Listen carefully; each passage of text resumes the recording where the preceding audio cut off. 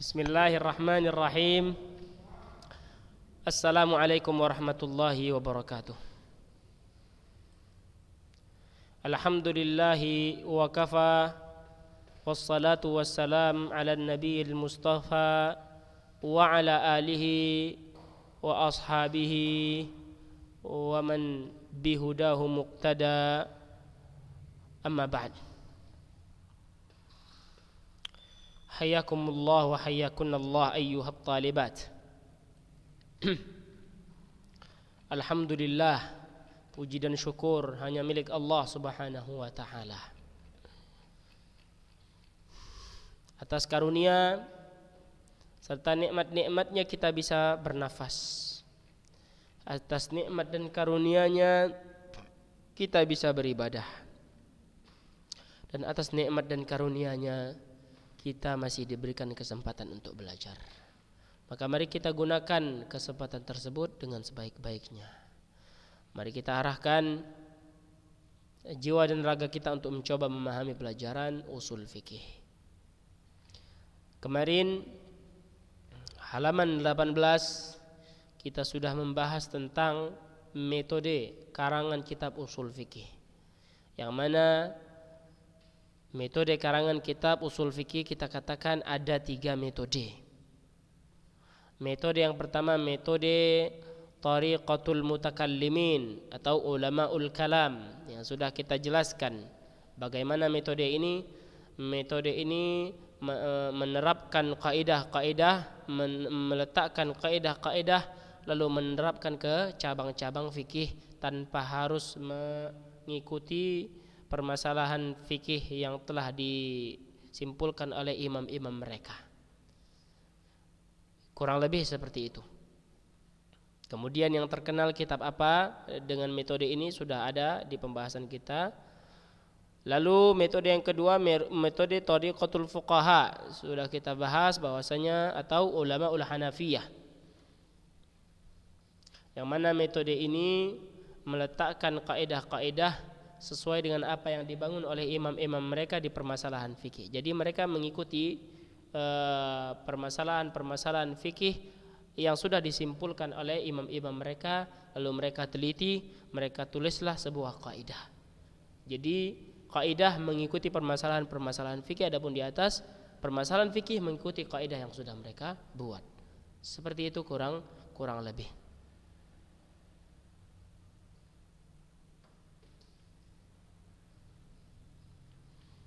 Dan metode yang terakhir, yang ketiga, itu menggabungkan kedua metode di atas.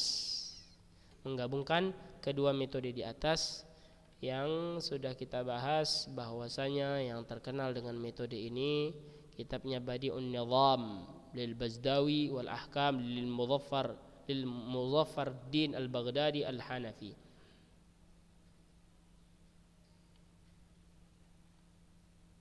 Dan lain-lainnya.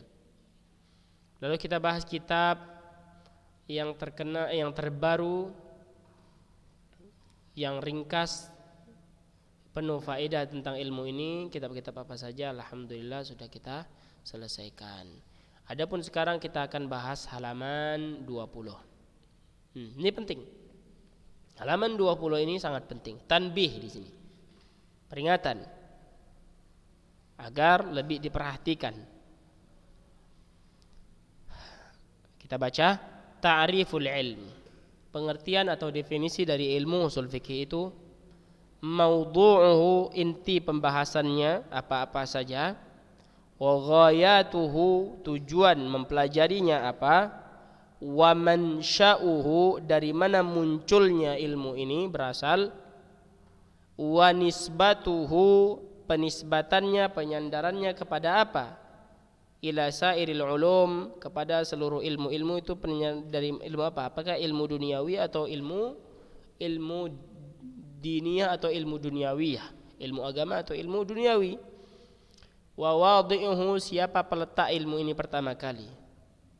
Wa hukmu syar'i fihi, apa hukum syariat mempelajari ilmu usul fikih itu.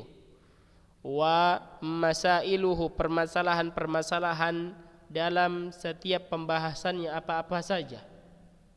Wa hadhihi kulluha tusamma mabadi'ul ilmi, dan ini seluruhnya dinamakan dasar-dasar ilmu. Dasar-dasar ilmu. Yang namanya dasar itu pasti dibahas di awal mula. Yang namanya dasar itu pasti dikerjakan di pertama kali. Tatkala orang membangun, pasti dasarnya dahulu yang dia mulai, dari dasar dimulai. Begitu pula dengan setiap ilmu. Jika ingin membahas setiap ilmu, maka bahaslah ilmu itu dari dasar. Apa dasar-dasar ilmunya? Kalau ilmu usul fikih, dasar-dasarnya pertama kita bahas, kemarin pernah kita bahas ta'riful ilm, pengertian atau definisi ilmunya. Itu sudah kita bahas kemarin. Maudhu'uhu, inti pembahasannya, sudah kita bahas. Ghayatuhu juga sudah kita bahas. Mansya'uhu juga sudah kita bahas. Nisbatuhu ila sairil ulum, penisbatannya, penyandarannya kepada ilmu ini termasuk kepada ilmu diniyah, ilmu agama. Wadhi'uhu, siapa? Wadhi'uhu, yang meletakkan ilmu ini pertama kali tentu Rasulullah sallallahu alaihi wasallam secara lisan ataupun secara lisan yang berjalan ketika itu sudah difahami, terkandung di dalamnya ilmu usul fikih. Makanya sehingga para ulama-ulama setelahnya mengambil konsepnya dari Rasulullah sallallahu alaihi wasallam. Hukum mempelajari ilmu usul fikih apa? Hukumnya kurang lebih fardu kifayah. Kurang lebih fardu kifayah. Adapun sampai kepada tahap fardu ain, ini Ustaz terasa tidak sampai. Fardu kifayah. Masailuhu, masalahnya yang akan kita bahas berikut ini insyaallah. Inilah yang kita pelajari dari ilmu usul fikih. Dasar-dasarnya sudah kita ketahui. Adapun kalau ada yang bertanya bagaimana meringkasnya, ringkaslah apa-apa saja poin yang sudah kita sebutkan ini. Yang diharapkan di sini tanbih tadi, ringkaslah dari situ. Lanjut, wahia takunu lil ilmi tukawwinu lil ilmi suratan ijmaliyah. Yang mana dasar-dasar ilmu ini gunanya atau faidahnya membangun atau menggambarkan sebuah ilmu secara global saja. Menggambar sebuah ilmu secara global. Taj'al man yashra' fi dirasatihi mulimman bihi, untuk mendorong orang yang mempelajari ilmu ini dia fokus dan perhatian, seperti itu. Jadi gunanya itu, dasar-dasar ilmu yang sudah kita sebutkan di atas, itu gunanya pertama memberikan gambaran secara global saja. Kemudian gunanya untuk menggambarkan secara global agar yang mempelajarinya dia mulai fokus perhatian mempelajari satu persatu setiap pembahasannya. Itu gunanya. Ibaratkan kata kita ingin menggambarkan buah apa? Buah durian misalnya. Gambaran secara keseluruhannya apa? Ya udah garis besarnya saja. Yang pertama dari luarnya bahwa buah itu berduri. Warnanya biasanya hijau atau kecoklatan. Kemudian rasanya manis. Di dalamnya ada biji yang mana isinya melapisi biji itu lembek. Nah, ini secara keseluruhan. Adapun secara rinci dia bahas durian itu, dia bahaslah pohonnya bagaimana, daunnya, kemudian tinggi pohonnya, dia bahas bagaimana berapa rongga di dalam durian. Nah, ini secara rinci. Adapun dasar-dasar ilmunya ya agar menggambarkan ilmu itu secara global seperti yang sudah kita sampaikan di awal. Mulai dari definisi kita bahas, kemudian kita bahas inti atau inti pembahasannya, inti pembahasan fikih. Bahkan kita bukan bahas usul fikih saja, fikih juga kita bahas. Tujuan mempelajarinya sudah kita bahas. Bagaimana awal mula kemunculan ilmu ini, kapannya, bagaimananya sudah kita bahas. Di tahun keberapa fikih, tahun keberapa usul fikih, ini sudah kita bahas. Nisbatnya kepada ilmu, ini Ustaz sebutkan nisbatnya kepada ilmu diniyah, la syak, tidak diragukan lagi. Wadhi'uhu sudah Ustaz jelaskan tadi, hukum mempelajarinya juga sudah, masalah-masalahnya inilah yang akan kita pelajari. Taib. Walihadza, lanjut. Walihadza i'tadal muallifun an yuqaddimu muallafahum fil ilmi bimuqaddimatin fi bayani mabadihi. Maka untuk inilah para pengarang-pengarang kitab, para ulama yang mengarang kitab itu terbiasa dalam karangan mereka dahulukan muqaddimah, menjelaskan tentang dasar-dasar ilmu. Jadi antum atau antunna tatkala ingin mengarang kitab,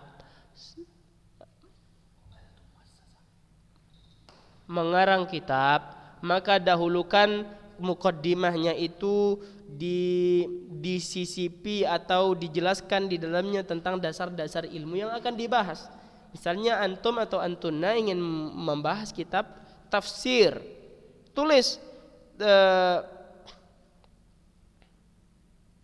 dahulukan di dalam muqaddimahnya, ikut sertakan di dalam muqaddimahnya pembahasan tentang dasar-dasar ilmu tafsir. Dijelaskanlah definisinya, inti pembahasannya, tujuannya, kemudian dan lain-lainnya. Seperti itu. Begitu pula para ulama yang mengarang kitab usul fikih ini. Tayyib. Lanjut. Waqad allafa katsirun minal ulama rasail khassatan fi mabadi'il ulum. Para ulama banyak mengarang kitab khusus atau risalah khusus tentang dasar-dasar ilmu. Ada risalah atau kitab khusus, kitab kecil khusus membahas tentang dasar-dasar ilmu. Ada tentunya.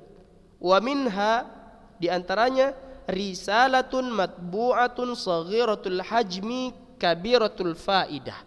Di antaranya risalah yang dicetak, yang kecil bukunya namun besar faidahnya. Punyanya siapa? Lil marhum Asy-Syaikh Ali Rajab As-Salihi, ismuha Tahqiqu Mabadi'il Ulum Al-11. Jadi kalau yang ingin mencari kitabnya, tulis kitab Tahqiqu Mabadi'il Ulum Al-11, punyanya Syekh Ali Rajab As-Salihi. Memantapkan dasar-dasar ilmu yang 11. Nah, itu artinya. Wa Ibnu Khaldun fil muqaddimah kutub fil qismil akhir fil muqaddimah kutub fil qismil akhir minha fusulan mumti'atan fil ulumi syar'iyyati wal lughawiyyati wal aqliyyah bayyana fiha ta'rifa kulli ilmin wa nash'atihi wa tatawwurihi.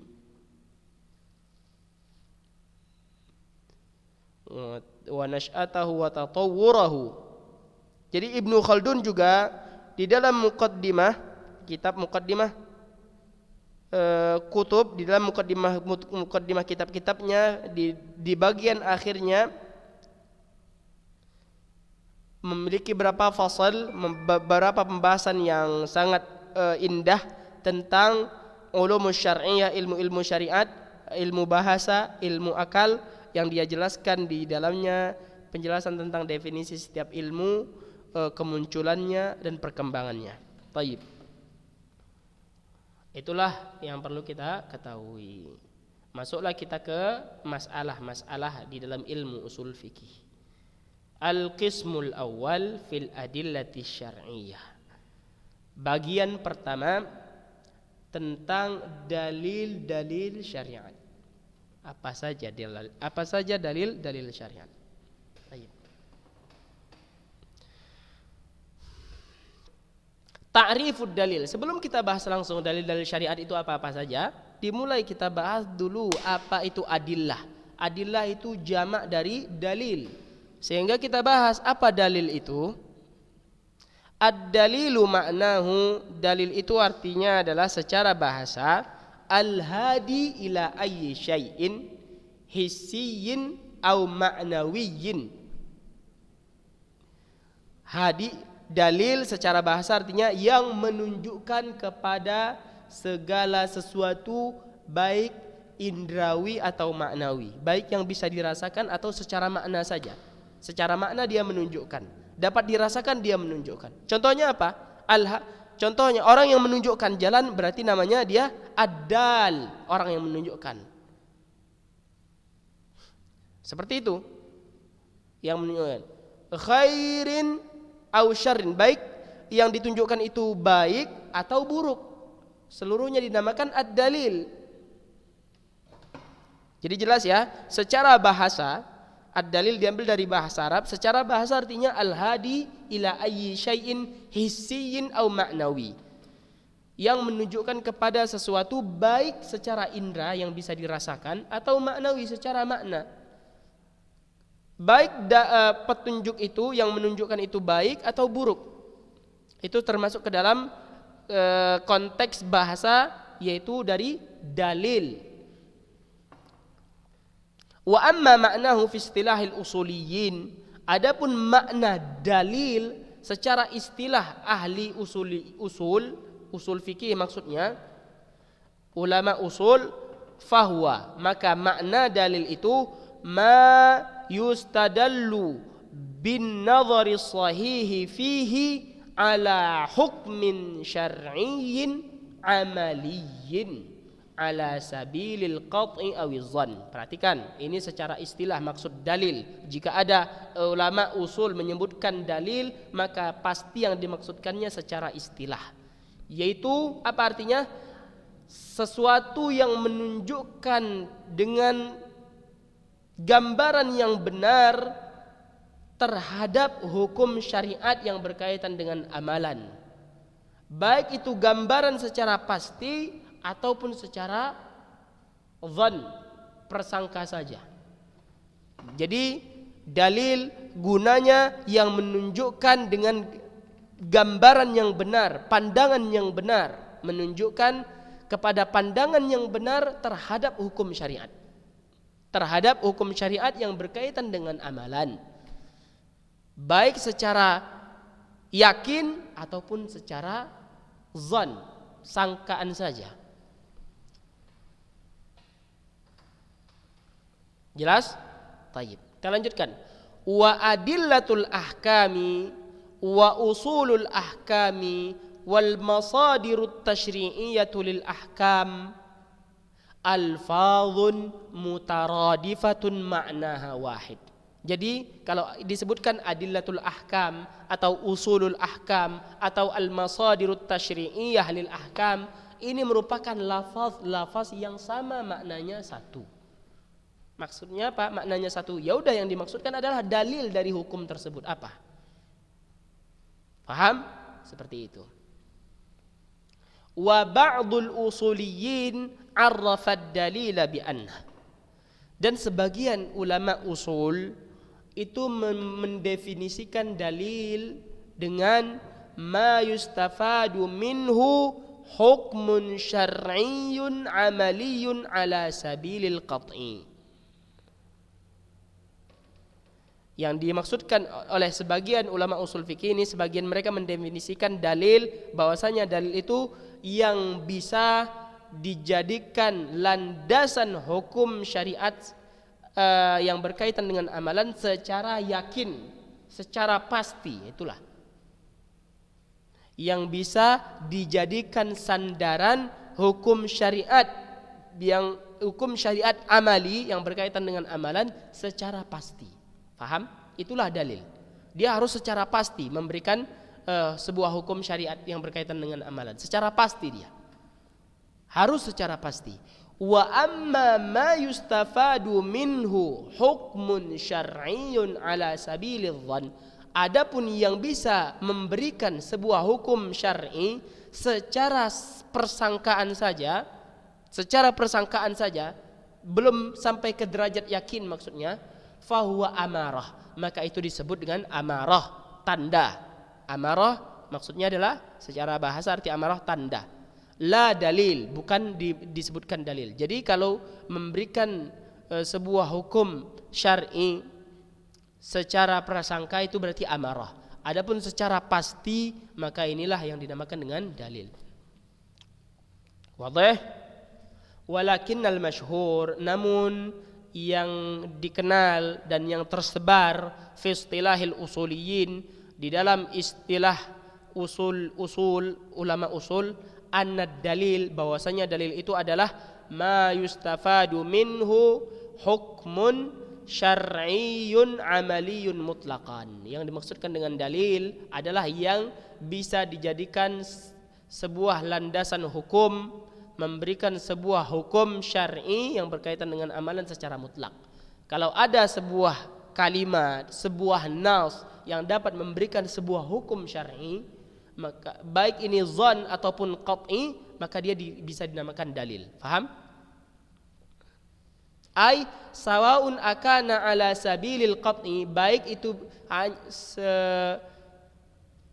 itu memberikan gambaran secara pasti ataupun secara zon, prasangka, maka itu tetap dinamakan dalil. Lihadza, untuk itu, qasamud dalil, atau untuk ini qasamud dalil ila qat'iyyid dilalah wa ila dhanniyid dilalah. Mereka membagikan dalil itu kepada dua bagian. Yang pertama qat'iyyud dilalah, bahwasanya sisi pendalilannya ini kuat, qat'i, pasti, tidak mungkin salah, ila dhanniyid dilalah. Dan ada juga yang sisi pendalilannya dengan dalil tersebut zanni, zon, hanya persangka saja, masih di bawah pasti atau di bawah yakin. Seperti itu. Jadi dalil bisa memberikan gambaran secara pasti, bahwa memberikan gambaran hukum syariat secara pasti, bisa juga secara persangkaan saja, secara zon saja. Seperti itu. Kalau dia secara memberikan gambaran secara pasti, maka dia dinamakan qat'iyyud dilalah. Kalau dia memberikan gambaran secara zon, secara persangka saja, ada memang mengarah kepada hal-hal tersebut, maka dinamakan dhanniyud dilalah.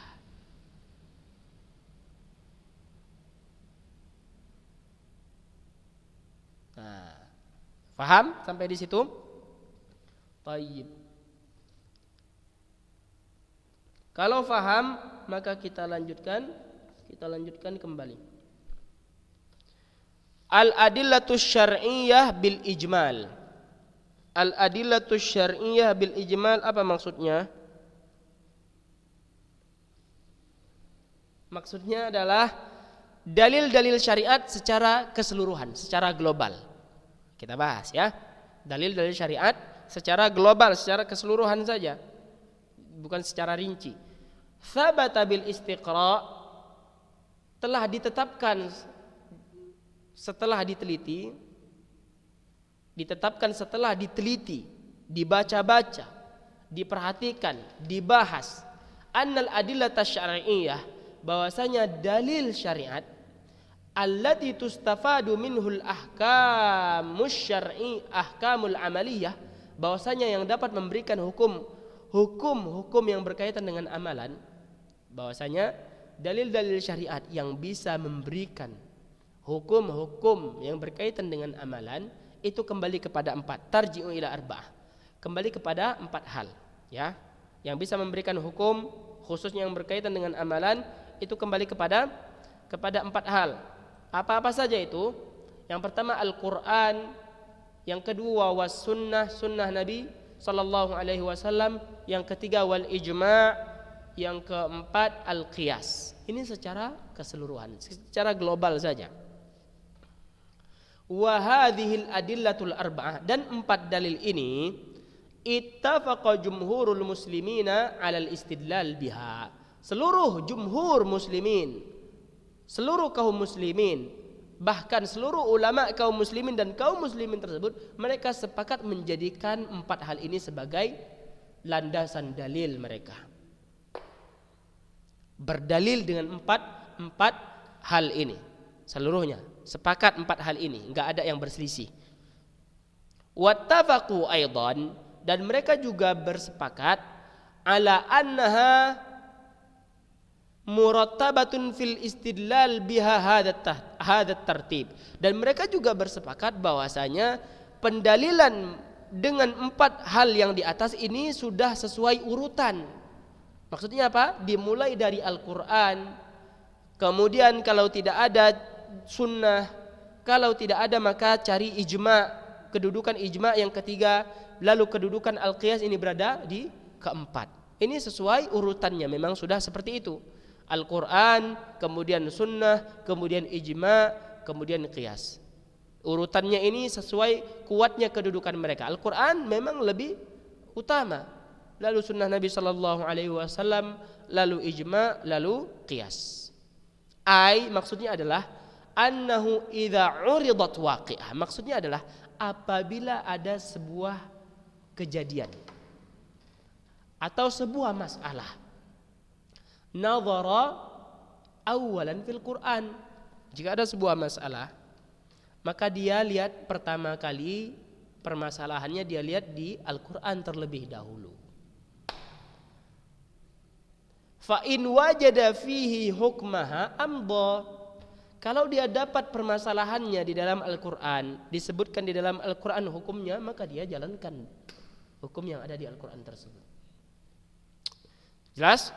Wa illam yujad fihi hukmuha, kalau dia tidak mendapatkan hukumnya di dalam Al-Quran, nadhara fi sunnah, maka dia teliti, dia lihat di dalam sunnah Nabi Sallallahu Alaihi Wasallam. Dia perhatikan dulu. Fa in wujida fiha hukmuha amdha, kalau dia dapatkan permasalahan hukum, dia dapatkan hukum dari sebuah permasalahan yang dia dapati ini di dalam sunnah Nabi Sallallahu Alaihi Wasallam, maka dia jalankan dengan sunnah tersebut. Wa illam yujad fiha hukmuha, kalau dia tidak dapat juga hukum masalah yang dia dapati ini di dalam sunnah Nabi Sallallahu Alaihi Wasallam, yang tentu sunnah Nabi sangat banyak, perlu dia cek satu persatu. Kalau enggak dapat, nadhara hal ajma'al mujtahiduna fi asrin minal usur ala hukmin fiha, maka dia perhatikan, dia cari, dia teliti apakah ada ijma' para ulama, para mujtahidin di satu masa, mulai dari zamannya Nabi, para sahabat, tabi'in, tabi'ut tabi'in. Adakah di salah satu masa tersebut para mujtahidun, ulama mereka bersepakat atas hukum sebuah masalah yang antum dapati atau tidak? Apakah mereka ada ijma' dalam hukum tersebut? Fa in wujida amdha, kalau dia dapati ijma' mereka di salah satu masa tersebut, maka ia jalankan.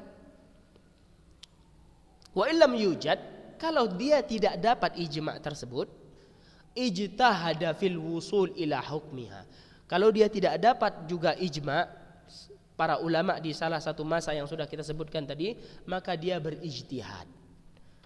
Dia berijtihad, berusaha fil wusul ila hukmiha, dia berusaha untuk mendapatkan hukum dari permasalahan yang dia dapati, biqiyasiha ala ma warada an-nassu bihukmi, dengan mengkiaskan hukum masalah, dengan mengkiaskan masalah yang dia dapatkan ini dengan permasalahan yang sudah ada hukum dan nasnya di dalam Al-Quran atau dalam sunnah atau ijma' para ulama. Dia kiaskan, dia samakan.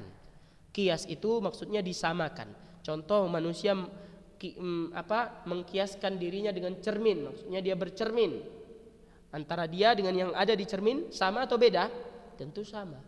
Sama juga, itulah maksud kias.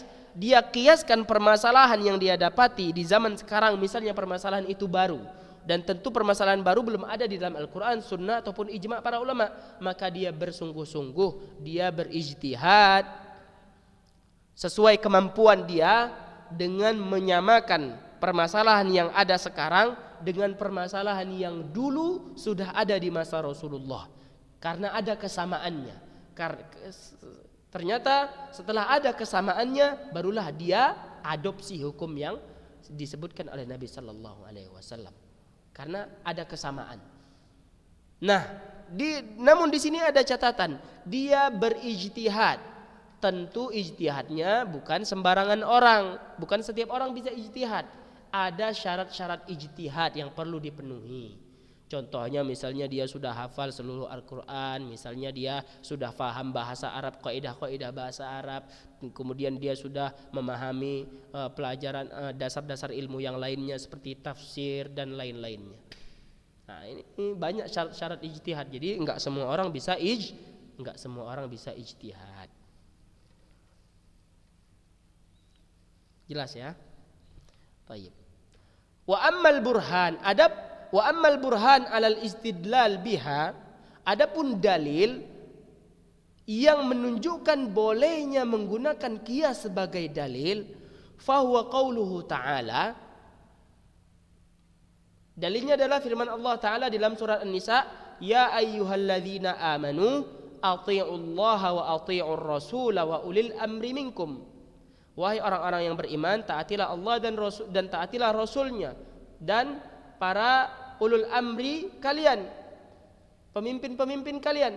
Fa in tanaza'tum fi syai'in, dan jika kalian berselisih terhadap suatu masalah, farudduhu ilallahi war rasul, maka kembalikanlah permasalahan itu kepada Allah dan Rasulnya. In kuntum tu'minuna billahi wal yaumil akhir, jika kalian beriman kepada Allah dan hari akhir. Dzalika khairun wa ahsanu ta'wila, dan itulah yang terbaik dan sebaik-baik takwil. Tayyib, itulah pembahasan kita pada hari ini.